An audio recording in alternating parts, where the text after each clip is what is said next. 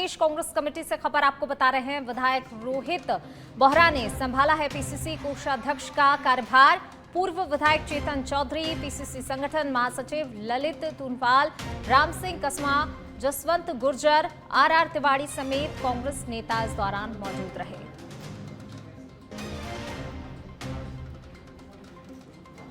राम सिंह कसवा, Jaswant Gurjar, are Tiwari समेत कई कांग्रेसी नेता मौजूद रहे हैं। पीसीसी से एक खबर आपको बता रहे हैं, प्रदेश कांग्रेस कमेटी से ये बड़ी खबर आपको बता रहे हैं।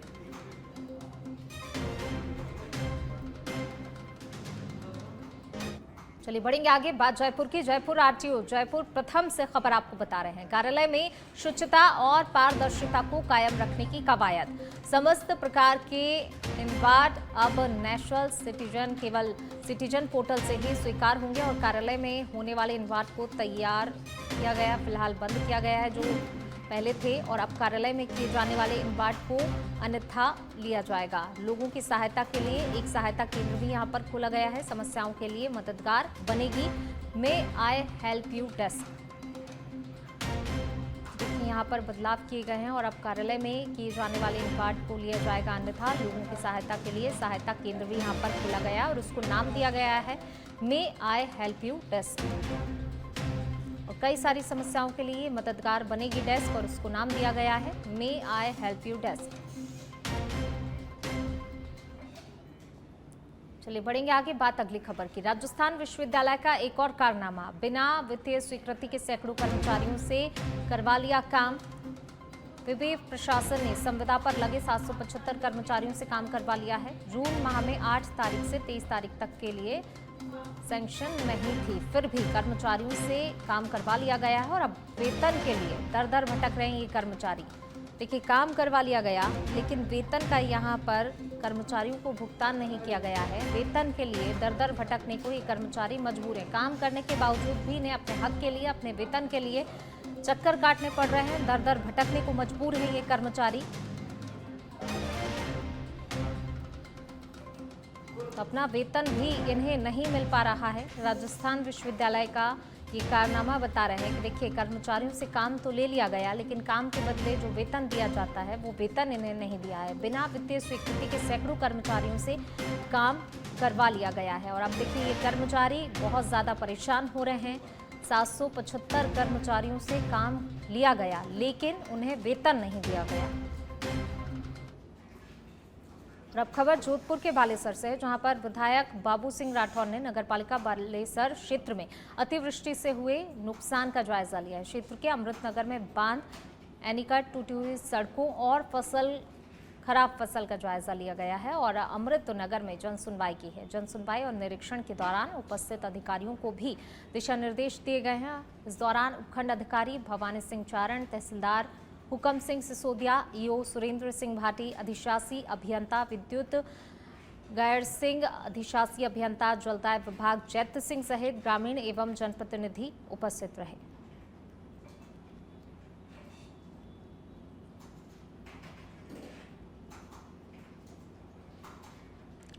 चलिए बढ़ेंगे आगे। बात करेंगे मौसम की। बारिश के मौसम में जल भराव की समस्या को गंभीरता से लेते हुए भरतपुर कलेक्टर कमर चौधरी ने हीरादास से लेकर सेवर और सेवर से अनहा गेट तक के जल भराव प्रभावित क्षेत्रों का सघन निरीक्षण किया। निरीक्षण के दौरान कलेक्टर ने भरतपुर विकास प्राधिकरण और नगर निगम की संयुक्त टीम के साथ मिलकर क्षेत्र की स्थिति का भी जायजा लिया और नालों की त्वरित सफाई, जल निकासी व्यवस्था को दुरुस्त करने और अस्थायी अतिक्रमण को हटाने के निर्देश भी जारी कर दिए हैं। कलेक्टर ने यह भी कहा है कि नगर क्षेत्र में जल भराव की समस्या सिर्फ मौसमी नहीं है बल्कि सुनियोजित प्रबंधन की मांग करती है। तो भरतपुर से खबर आपको बता रहे हैं, जल भराव प्रभावित क्षेत्रों का निरीक्षण किया है कलेक्टर ने। इसमें कोई दो राय नहीं है। 2-3 दिन से पानी भरा है, इसमें भी कोई दो राय नहीं है। निकालना इतना बड़ा फ्लो लेवल्स के ऊपर निकालना और वो भी वैकल्पिक व्यवस्था से, उसमें समय लग रहा है। हम पूरी तरीके से प्रयासरत हैं। कई जगह इंजन ट्रैक्टर्स लगे हुए हैं, कई जगह लोगों को लग रहा है बंद हो गए। ऐसा नहीं है, बंद है तो मतलब आगे फ्लो ज़्यादा हो गया है इसलिए बंद किया है। जैसे आगे का फ्लो निकलता है पीछे से अपन, और उसमें जितनी जितनी नालों में कैपेसिटी है उसी के हिसाब से अपन पानी निकाल सकते हैं। पीछे से अगर छोड़ते रहेंगे तो आगे आके जल भराव होगा। तो जहाँ जहाँ जल भराव है वहाँ से हम प्रयास कर रहे हैं कि पानी धीरे धीरे करके आगे से जितना निकल जाए, जो चोक पॉइंट्स हैं उन चोक पॉइंट्स को क्लियर कराने का प्रयास कर रहे हैं। हम अपनी तरफ से पूरी तरीके से पूरा प्रशासन प्रयास रहता है। निगम कमिश्नर कल भी, परसों भी, बीडीए कमिश्नर कल भी, परसों भी, उससे पहले भी राउंड के ऊपर थे। मैं भी राउंड पे हूँ, आज फॉर्मल। चलिए बढ़ेंगे आगे, बात करेंगे पाली के सुमेरपुर में 15 अगस्त को स्वतंत्रता दिवस समारोह को लेकर पंचायत समिति सभागार में बैठक हुई है। एसडीएम कालूराम कुमार की अध्यक्षता में बैठक आयोजित की गई, जिसमें बैठक में हर घर तिरंगा अभियान, झांकियां, सांस्कृतिक कार्यक्रम की तैयारियों को लेकर भी बैठक की गई। एसडीएम कालूराम कुमार ने इस दौरान कई दिशा निर्देश दिए हैं। बैठक में तहसीलदार दिनेश आचार्य, ईओ नरपत सिंह राजपुरोहित मौजूद रहे। आज 79वें स्वतंत्रता दिवस समारोह 2025 को मनाने के संदर्भ में सभी विभागीय अधिकारी और एनजीओ और समाज सेवियों की आज मीटिंग ली गई थी, जिसमें हर वर्ष की तरह इस वर्ष भी समारोहपूर्वक स्वतंत्रता दिवस का समारोह बनाया जाएगा और उसके संदर्भ में जो आवश्यक तैयारियां हैं उनको करने के संबंध में और दायित्व निर्धारण के संबंध में ये मीटिंग बनाई गई। तो सरकार की ओर से तिरंगा का भी है विशेष, इसके बाद सरकार हर घर तिरंगा ये कार्यक्रम 3 फेज में चला रही है, जिसमें मुख्य दायित्व पंचायती राज विभाग को दिया गया है। अन्य विभाग का भी सहयोग रहेगा और आम आसीन बदनूर क्षेत्र में चंबल परियोजना के तहत काम कर रहे वाटर सप्लायरों ने पिछले 1 साल से वेतन न मिलने पर गहरा रोष जताया है। अपनी समस्याओं को लेकर इन सप्लायरों ने एकत्रित होकर आसीन के उपखंड अधिकारी परमजीत सिंह को ज्ञापन सौंपा है। उन्होंने चेतावनी दी है कि यदि जल्द ही उनका बकाया भुगतान नहीं किया गया तो वे पानी की सप्लाई बंद कर विरोध प्रदर्शन करेंगे। दूर दराज के इलाकों में जाकर पानी की सप्लाई करने वाले इन सप्लायरों ने बताया कि वेतन के बारे में संबंधित विभाग या फिर कंपनी के कर्मचारी देवेंद्र चौधरी से जानकारी मांगने पर भी टाल मटोल की जाती है। उपखंड अधिकारी परमजीत सिंह से पिछले 1 साल के बकाया वेतन का तुरंत ही भुगतान कराने की मांग लगातार कर रहे हैं।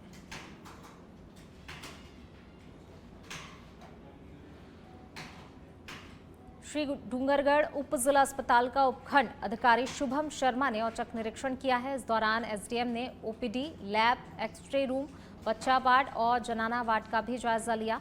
कई वार्डों में सफाई व्यवस्था खराब पाई गई, जिस पर उन्होंने नाराजगी भी जाहिर की है। कहा कि मौके पर मौजूद अधिकारियों को सुधार के लिए भी कहा गया, निर्देश दिए गए। इस दौरान उन्होंने लू, ताप, घात वार्ड का भी निरीक्षण किया और व्यवस्थाओं को लेकर आवश्यक दिशा निर्देश यहां पर भी दिए।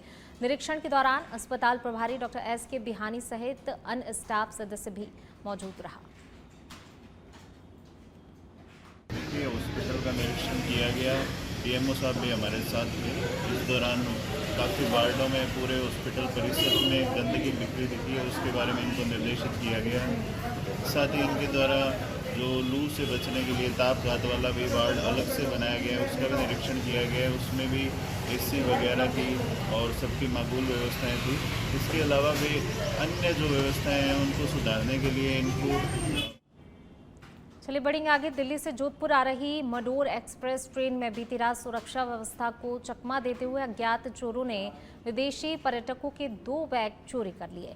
पीड़ित विदेशी नागरिकों के अनुसार जैसे ही ट्रेन जयपुर स्टेशन पार कर आगे बढ़ी, उन्होंने देखा कि उनकी सीटों के पास रखे हुए बैग गायब हैं। बैगों में करीब 2 लाख रुपए नकद, एप्पल, एयरपोर्ट्स और जरूरी दस्तावेज शामिल थे। विदेशी नागरिकों ने तत्काल ही टीटी और सुरक्षा बलों को सूचना दी।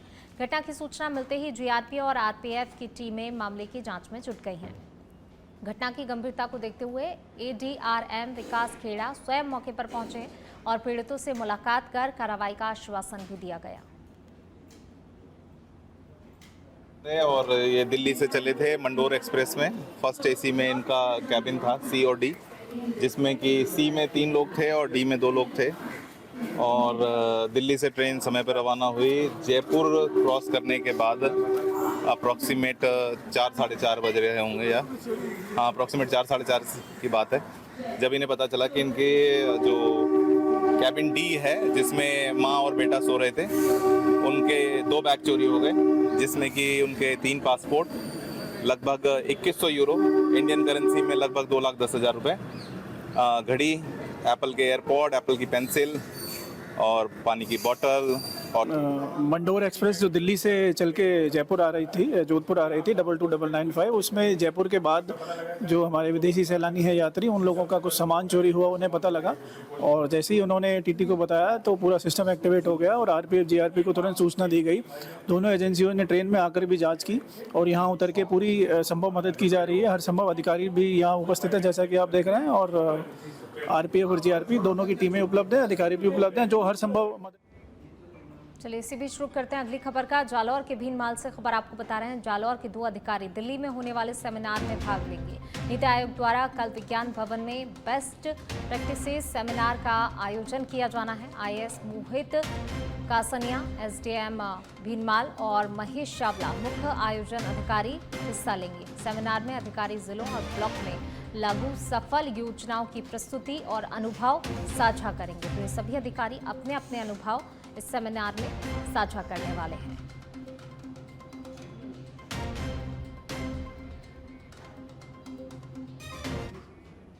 चलिए बढ़ेंगे आगे, बात अगली खबर की। टोंक के निवाई से खबर आपको बता रहे हैं। कुएं में गिरने से 27 वर्षीय युवक की मौत हो गई है। निवाई पुलिस मौके पर पहुंची है। 70 फीट गहरे कुएं से शव बाहर निकाला गया है। पुलिस ने मोर्चरी में शव को रखवा दिया है। खंडेवत गांव का ये मामला बताया जा रहा है।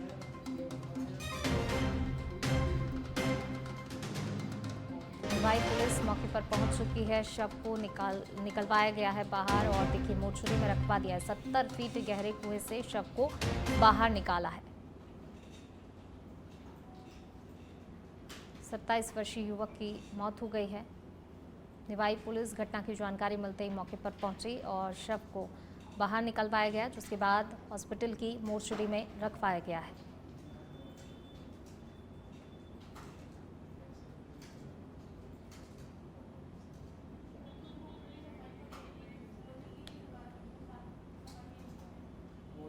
पयाना उपखंड के गांव कपूरा मलुका में दिल दहला देने वाली घटना सामने आई है। प्रीति की कूलर की सफाई के दौरान बिजली का करंट लगने से मौत हो गई। परिजनों के अनुसार प्रीति घर में चल रहे कूलर की सफाई कर रही थी कि तभी अचानक उसे जोरदार झटका लगा। घटना की जानकारी मिलते ही अस्पताल में परिजनों और ग्रामीणों की भीड़ उमड़ पड़ी। प्रीति की असमय मौत से पूरे ही गाँव में शोक की लहर है।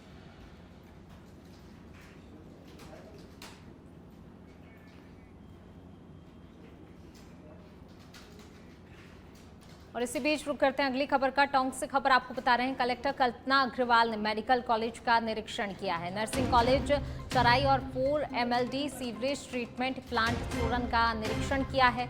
कार्यों की जानकारी लेकर आवश्यक दिशा निर्देश दिए गए हैं। निर्माणाधीन बिल्डिंग का निरीक्षण कर विकास कार्यों का जायजा भी लिया है। तो विकास कार्यों को लेकर जायजा तो लिया ही, लेकिन साथ ही आवश्यक दिशा निर्देश भी यहाँ पर दिए गए हैं। रामगढ़ पुलिस ने 2 युवकों को पार्सल मंगवाने के नाम पर बंदी बनाकर फिरौती मांगने वाले मुख्य सरगना को गिरफ्तार कर लिया है। आरोपी की पहचान श्रवण कुमार उर्फ सनी के रूप में हुई है। वह झुंझुनू जिले के गोठड़ा थाना क्षेत्र के चिराड़ा गांव का रहने वाला है। हालांकि मुख्य आरोपी श्रवण फरार हो गया था। पुलिस ने विशेष टीम गठित कर झुंझुनू में दबिश देकर उसे गिरफ्तार कर लिया।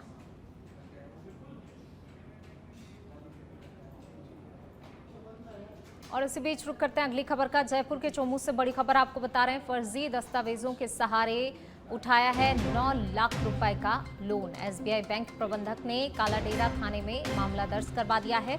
आरोपी युवक ने आधार कार्ड में हेराफेरी की थी। कालाडेरा पुलिस ने आरोपी किशोर शर्मा को गिरफ्तार किया है। आरोपी ने फर्जी दस्तावेजों से बैंक को गुमराह कर दिया है। फर्जीवाड़ा कर लोन लेने वाले गिरोह की अब और भी जांच हो सकती है।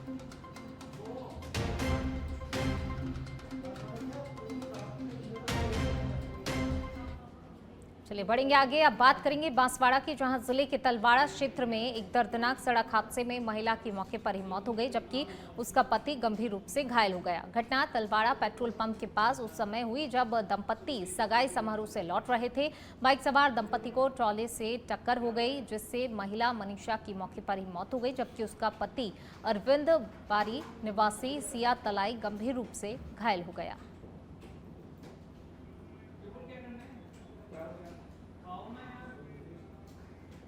चलिए बढ़ेंगे आगे। भरतपुर के बयाना में ओवरलोडिंग एक गंभीर समस्या बन गई है। जी हां, कई बार ट्रकों और डंपरों में क्षमता से कहीं अधिक पत्थर लाद दिए जाते हैं, जिसके चलते कई बार हादसा हो चुका है। सरकार ने ओवरलोडिंग पर कई कानून भी बनाए हैं, लेकिन उनका पालन करवाना एक बड़ी चुनौती बना हुआ है। बाजारों से होकर आजकल ओवरलोडिंग वाहन बड़ी संख्या में गुजरते हैं, जिससे आम जनता को काफी परेशानियों का सामना करना पड़ता है।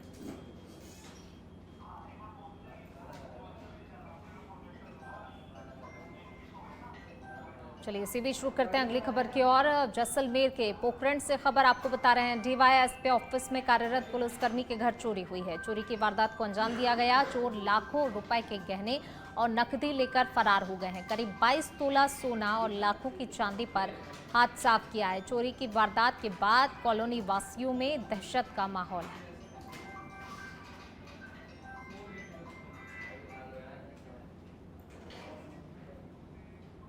चलिए बढ़ेंगे आगे। भीलवाड़ा जिले के मांडल थाना क्षेत्र में चोरी की लगातार हो रही घटनाओं से ग्रामीणों में भय और आक्रोश का माहौल है। थाना क्षेत्र के भीमरियास गांव में बीती रात अज्ञात चोरों ने आधा दर्जन से अधिक खेतों में लगे ट्यूबवेल और कुओं की विद्युत केबल काटकर चोरी कर ली। जब किसान अपने खेतों पर पहुंचे तो उन्होंने देखा कि ट्यूबवेल और कुओं पर लगी हुई बिजली केबलें टूटी पड़ी थीं, जिसके बाद पूरे ही गांव में सनसनी फैल गई। ग्रामीणों का आरोप है मंडल थाना पुलिस की गश्त व्यवस्था बेहद ही कमजोर है, जिससे चोर बेखौफ होकर लगातार वारदातों को अंजाम दे रहे हैं। वहीं ग्रामीणों ने प्रशासन से रात में नियमित गश्त और चोरी की घटनाओं की तुरंत ही जांच और साथ ही दोषियों की गिरफ्तारी की मांग की है। भीमरियास गांव में गत रात चोरों ने कुओं के केबलें चोरी कर ली। यह घटना लगभग 1 दर्जन गांव के लोगों के खेतों से केबल चोरी हो गई और जिससे किसान में काफ़ी दिक्कतों का सामना कर रहे हैं। और हम सभी किसान मिलकर मांडल थाने में रिपोर्ट दे रहे हैं और प्रशासन से निवेदन है कि वो अतिशीघ्र। चलिए बढ़ेंगे आगे। अलवर में मल्होत्रा बस सर्विस के मालिक विनीत मल्होत्रा से लग्जरी बस दिलाने के नाम पर 29,84,000 रुपए की ठगी कर ली गई।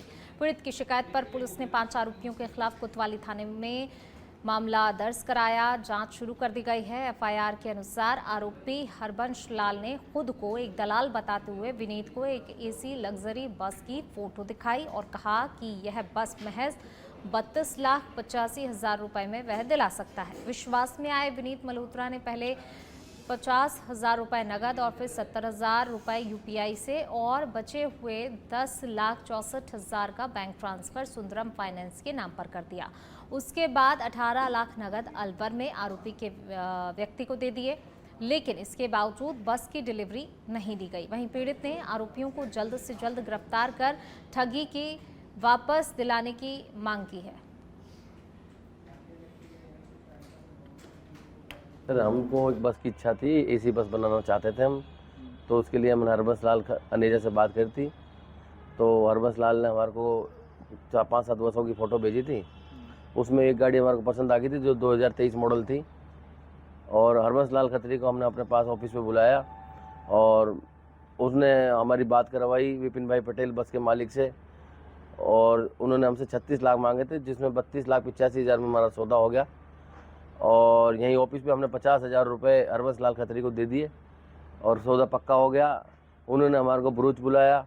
हम 20 तारीख को भरूच पहुंच गए, 20 जून को, और वहां जाकर के उन्होंने हमें बस दिखाई। बस दिखा करके उन्होंने हमसे 70,000 रुपये आरटीओ ऑफिस के दलाल के में यूपीआई करवाने के लिए कहा, हमने डाल दिए। 10,64,200 रुपये सुंदरम फाइनेंस के खाते में डलवाए, जो बड़े भाई धर्मेंद्र मल्होत्रा जी से डलवा दिए बैंक अकाउंट से, नेट बैंकिंग से, आईसीआईसी बैंक से। उसके बाद उन्होंने हमसे 18 लाख मांगे। हमने मना करा, 18 लाख रुपये हमारे पास नहीं है अभी। उन्होंने कहा हम 3 लाख